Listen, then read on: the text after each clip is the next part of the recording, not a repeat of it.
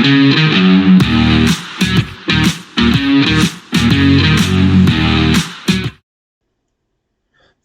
welcome back to the SuperCoach Enough channel. In this video we're going to preview round 19 of the 2024 SuperCoach season. So the last of the big buy rounds, so always an interesting time, particularly I guess, fold in some injuries and I guess as well there's a bit more of a focus towards our final teams as opposed to just, getting 13 players for the upcoming weeks. So, yeah, I guess, it does make for some different tactical moves. But as usual, we'll spend the time at the start just looking at the most popular trade-ins, trade-outs. Excuse me. Start with the trade-ins, so I'll just change the coaches owned here. And the top pick, Hamole Olukwatu from the Seagulls, so it looks like 14,000 have traded him in. I guess if you are looking for a second rower that you're happy to keep for the rest of the season, he's probably one of the top picks. I would also look at Kyle Matangi as an option as well, but Olukwatu is a bit cheaper, which is nice. Has the attacking upside, which we like. Nice break even, so everything's there. So it makes sense. Obviously, I'm not looking at that sort of move because I already have pretty stacked second row, probably two stacked, if anything.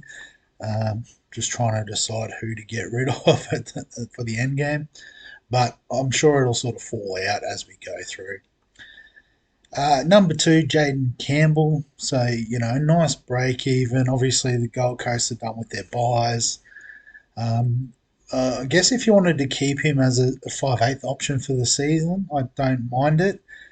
If you are just looking to cover this week, I think there's a better option, which is hopefully a bit further down the list.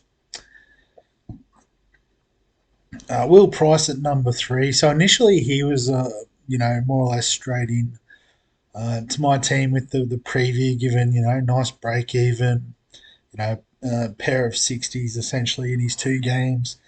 But it has been pointed out that after this round, they do have a really tough run. I think they've got Penrith, the Storm, maybe the Broncos, and the Buys their next 4. Can have a quick look actually. If I go to the right section, yeah. So you can see Broncos, Panthers. And I think the Storm in there as well. No, the Storm aren't there, but they do have a buy in there as well. So.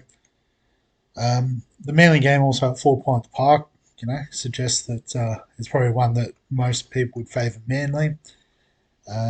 Maybe a couple of fixtures late, like the Tigers or the Titans, even might pique some interest. But even Souths have been a lot better. The Sharks at points bet's a tricky one. So I think really at this point, sort of going for these mid-price options, and he's probably just out of the cheapy territory. It's probably a reason enough to avoid, particularly if we have a look at the next 2 picks. We've got Geimer and Tungo from the Eels. So obviously, one of the things we are starting to do is cash out our mid-price options, and we'll bring in a couple of nuffs in the coming weeks, which for those that are uninitiated, isn't just the name of this channel, but it's the players that are in the SuperCoach game, but we don't expect to take the field. Basically, they're usually super cheap and just allows us to use the money in other players to upgrade elsewhere. Excuse me. So I think Geimer and Tungo, are a couple of examples of those. They'll play for us this week. They have the bye next week, and then after that, we really, aren't too concerned. Their main factor is their cheap price. So in terms of this week, I do think Geimer is a slightly better pick just because he is named to start in the 13. And with Jermaine Hopgood out indefinitely, he might actually have a little bit of an opportunity to get some minutes and show us what he's worth. Whereas Tungo is the classic cheapy centre wing, really relying on him scoring tries to lift his value up. But as I said, the key thing is their price. So it just depends what you're after. If you need a centre wing option, Tungo is your man. If you're looking for a second rower, then Geimer is the top option. At number six, Ruben Garrick. So yeah, keeper in the centre wing, bring him in. He has got a high break even, but we're not too concerned about his price. You could wait a week and maybe get him in closer to 600k. But we want to start getting points this week if we can. There's money to be made elsewhere. Cody Walker um, at number seven. So um, yeah, I guess particularly if you're looking for a halfback to replace Nico Hines, you could look at Cody Walker. If you've got some jewels, I probably like some of the 5/8 options a bit more. Um, because Nathan Cleary's not too far away either. So ideally, you can hold off until he's back and up and running. But yeah, so Tommy Travojevic at number eight. So initially had him a bit lower in my thoughts, but given that he is shifting back to fullback with Cooler out for a few weeks, it's very tempting. He's at a okay price. Again, we're not too worried about the break even. It's just, I guess, if Cooler does return, does Travojevic revert back to the centres? Um, it's just, I guess, one of those things that we need to weigh up risk and reward. But the ownership percentage at 5.4% is what's interesting me. So could be a really nice point of difference if he can hold the fullback spot and prove that he's fit. Jai Gray at number nine. So earlier I was talking about Jaden Campbell, and I said there's an option I prefer. It's probably this guy. Um, Probably won't get the fullback spot for the rest of the season, given Latrell will be back in a few weeks. But I think for what we want, Jai Gray is going to do a job. So if we have a look at the stats, the draw, sorry. So you can see a couple of nice fixtures coming up against the Tigers. The Raiders have been a bit up and down. Um, I actually thought they had a buy and just realised they haven't got a buy. So I just thought that might be about the time they come back. But I think Latrell's due about here. So, the tougher matchups against the Sharks and the Storm. So obviously then he becomes an easy flip. Hopefully, with a bit more cash in his value. So yeah, Jai Gray I do like as an option. Dave Fafita, obviously a keeper option. Have him. Marzu, obviously, if you're looking for a centre wing keeper, you could get him in as well. Jack Wyden, an 88 last week, but I don't know if that's what you're going to get from him consistently. And again, he's an awkward mid price. I'd rather take the risk on a cheaper guy or find the money to even get to Marzu, an extra 150, and you've got him there. If we flip the script and go with the trade outs, so the top two, Hines, Latrell out injured, makes sense. They've got way too much money on their heads to hold, particularly in the halfback, fullback positions. Ben Travojevic should just be 1 week, so hold. But again, if you are upgrading, or here's your downgrade option to like a Geimer this week, great call. Salmon can trade out. Joey Manu's an interesting one, so I don't think he's out for too long. No, I want the injury report. So round 22. So that's a tough one. 3 weeks. I guess if you've got the trades, you could trade him out if you wanted to trade him back in. But I think given the amount of centre wing options we've got this week in particular, I'd be comfortable with leaving him out for the rest of the season. So good trade out. Morgan Smithies, absolutely. He's done his job for us. He's out. Sam Hughes, cut and paste. He's out. CNK out with a calf injury. I don't know what the report is on that, but again, mid-price option. If you can't afford to go up, Jai Gray go down. So yeah, big chop him. Armstrong, we were hoping he'd get a run this round, but definitely time for him to go. Tomorrow Munn on the bye. Um, Not sure. I guess just one rough game, but he's been really good at halfback. So, um, Yeah, I can definitely see the sort of upside in that, but you could also hold. But if you need the number this week, it makes sense. Marshall King's out for a few more weeks, so you can chop him as well. Cooler, chop him. Henry's done his job. He can go. KO Weeks probably. I think Fogarty's due back after the bye, so you can cut him as well. So I guess more and more people are sort of making smart moves. So I guess we'll do the captains as well before I talk about my team. And Dave Fafita, the most popular captaincy choice. This is amongst all users. I might just refine this choice slightly for the players that are probably a bit more serious. And you can see it just stretches out. So him and Ruben Garrick both very popular. So yeah, Garrick against Newcastle. Newcastle haven't been going fantastic of late. And Fafita obviously against Parramatta, who been languishing low on the table. We know what he's capable of. So both of those. Tedesco, a lot of people just haven't changed their teams yet. Maybe last minute stuff. Tom Travojevic, I mean, if you've got him in, you might as well put the C on him. Appy Coruscant, is an interesting one against the Sharks. I think, more of the safe captaincy option. He does have that upside, but we know not to expect that consistently. Fletcher Sharp, for those that are brave enough, don't hate that. But yeah, I'm not that brave.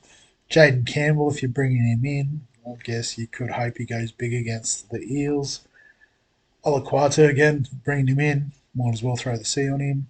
Dylan Brown, and then Hughes, Hines, both sort of out. Keanu Kinney, that's definitely a pod type move there. In terms of VC, Fafita on top. Jermaine Osako in the first game against South, so makes sense. Cody Walker, cut and paste, same game, first game. Jaden Campbell, that I guess this is I think the second or third game this weekend, so it is fairly early in the piece. But from memory, the other two games, there's not a lot of popular captaincy options. Dylan Brown, I guess the Titans haven't been the strongest defensively, so could be his time. Coruscant, he was a popular captain, same with Garrick. Britton Nikora against the Tigers, that definitely makes sense for a real pod type VC option. Damien Cook, if you've got him, I don't mind that as a VC shout tonight. Kyle Matangi, I've talked about how I rate him, so get him in. And Mulatalo against the Tigers is always in the conversation for vice captain as well. So, in terms of what that means for my team this week, that's the wrong tab. Um, so, I think my trade outs are still the same. I'm still trading out Smithies. I'm still trading out Drinkwater. But I think who I'm looking to bring in is a bit different. So, excuse me. Initially, I was thinking I want to try to, I basically want to get Tedesco and Edwards in the fullback slots. Um, and I was willing to go next week, but I know Dylan Edwards does have a highish break even of 159. So as long as I can get Tedesco in, um, and ideally it'd be in place of Sharp. So what that gives me essentially is I need about 610k.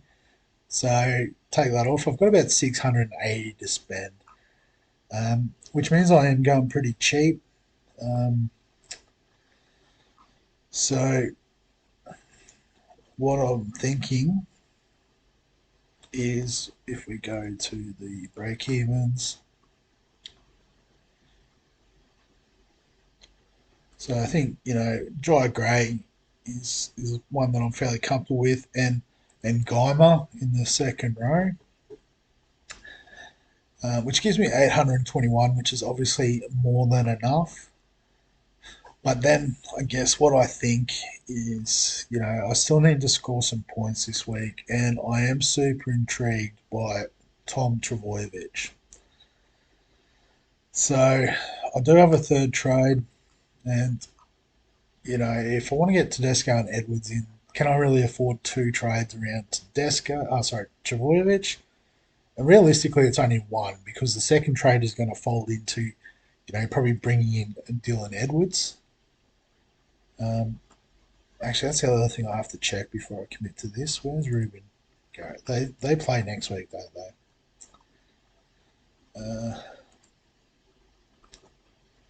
Round 20, round 20. They play the Titans next week at Four Pines. So, I mean, two games at Four Pines for Tommy and then flip to Dylan Edwards. Given how badly the season's gone, I think I've got to be a bit brave and make the move. Um, so the question is, how do we do that? Oh, so I was trying to call, forget that.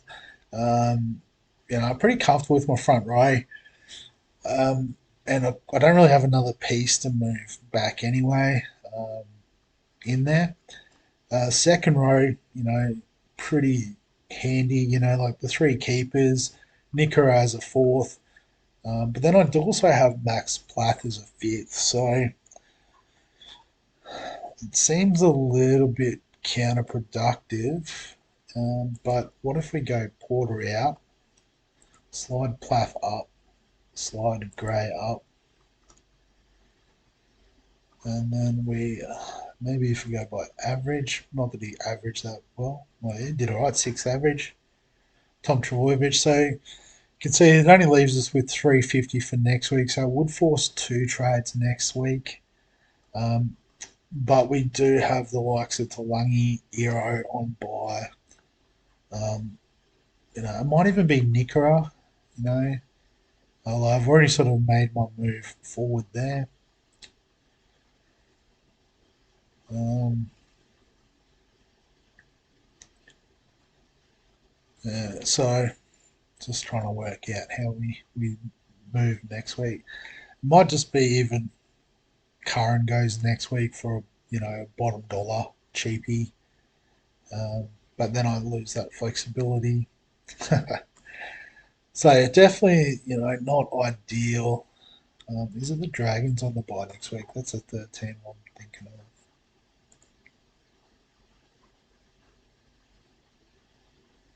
Yeah, so the Dragons are the other team. Excuse me. Yeah. Yeah, I think we'll be able to squeeze out enough money of, say, a Talangi out next week. We'll just go for him off. Tedesco in. Might make it a bit harder to get Edwards and Cleary in the coming weeks, but we'll make it work and very quickly run out of trades. um,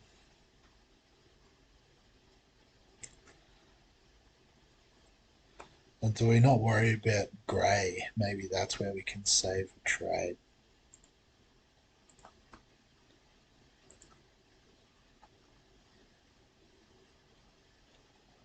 Yeah, it's pretty sideways in terms of price. I think Gray will outscore Porter. Don't get me wrong.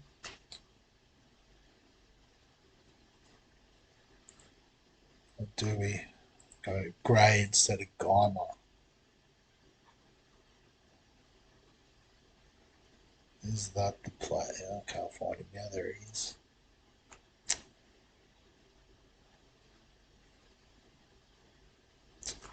Right, let's lock it in. See how it looks. Got to make sure we're good for numbers anyway before we commit to a third trade. So we don't have a hooker this week, which is fine. We've only got one front rower, which is okay. We do have a decent second row though, with Nikora and Plath coming in, and we get Porter on the bench, so we're not expecting much from him. But if he goes off, he'll fit in. We don't have Burton, but we do have Gray, Osako, Gagai is playing, Hero. I think Garrick plays in the last game, so he's on the bench alongside there. So I think we end up with a full bench. It's just the two in the starting lineup. So we've got 15 which is pretty decent. Um, and I think if we're bringing him in, we've got to captain Tommy Turbo. It's the smart move. So Fafita will be the vice captain, and we'll go from there. I guess if he does move back to the centres, like I guess I'm worried about getting to Edwards. We're hoping that he actually pushes up close to Edwards' price. So it's really just trying to get to Tedesco next week, which we'll have to do 2 trades, but that's okay. Maybe plus job will be done. We'll have Curran Fino as our fifth second rower essentially.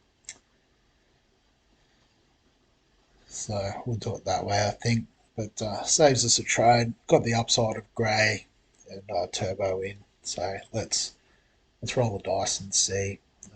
Just put Gray on because he plays in the first game. Um, yeah, well, they all play fairly early, so it doesn't really matter. In fact, we're not expecting to get Paul to score anyway. So that's how it lines up for this week. It's mostly down here, so let's just go to the back line. As always, if you've got any questions, comments, thoughts, feel free to add them below this video. Give us a thumbs up if you enjoy the SuperCoach content. Subscribe for all the fantasy sports content. There'll be FPL coming back soon, I saw. But other than that, we'll catch you in the next one.